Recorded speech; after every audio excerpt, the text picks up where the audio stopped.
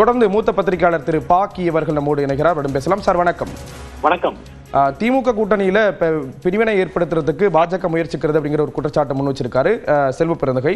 அதே போன்று கட்சியில் இருக்கக்கூடிய நபர்கள் பேசக்கூடிய கருத்துக்கள் பெரிய அளவில் தாக்கத்தை ஏற்படுத்தாது, அவங்கள கட்சியினுடைய தலைமை பார்த்துக் கொள்ளும் அப்படிங்கிற ஒரு கருத்தையும் முன் வச்சிருக்கிறது பார்க்க முடியுது. உங்களுடைய முதற்கட்ட பார்வை?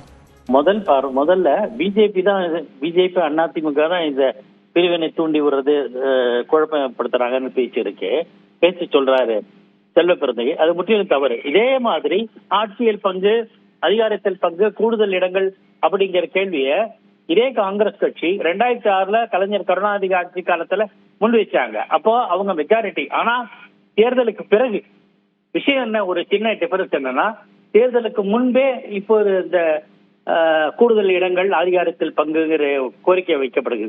இது தேவையற்றது காங்கிரஸுக்கு. அதுக்கு முற்றுப்புள்ளி வைப்பதுதான் வைத்திருக்காரு மு.க. ஸ்டாலின்.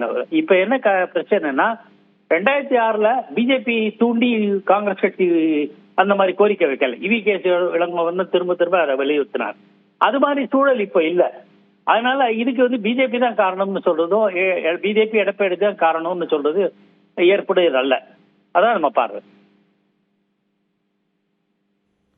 அதே போல தமிழக வெற்றி கழகத்தினுடைய வருகை இந்த தேர்தலில் எந்த விதமான தாக்கத்தை ஏற்படுத்தாது அப்படிங்கிற ஒரு கருத்தையும் செல்வ பெருந்தகை முன் வச்சிருக்காரு. அது பத்தின உங்க கருத்து? அது எப்படின்னு தெரியல. அது ஏன்னா தாவேகா இதுவரை இடைத்தேர்தல் எதுலையுமே, இடைத்தேர்தலையோ உள்ளாட்சி தேர்தலையோ எதுலையும் கலந்துக்காம, விக்கிரவாண்டி தேர்தல் கூட போட்டியிடல, இடைத்தேர்தல் கூட. ஆகையினால அவங்கள பத்தி நமக்கு தெரியாததுனால தாக்கம் ஏற்படுத்துமா இல்லைன்னு நம்ம சொல்ல முடியாது. இதே மாதிரி 2006 தொடங்கப்பட்ட அந்த தேமுதிகவுக்கு இதே நிலை. ஆனா அவங்க ஒரு தேர்தலை சந்திச்சு தங்களுடைய வாக்கு சதவீதத்தை காட்டியது மட்டும் இல்லாம, திமுகவுடைய பலம் ஆட்சிக்கு வந்தாலும் போதிய பலம் இல்லாத நிலையை திமுகவுக்கு உருவாக்கினாங்க.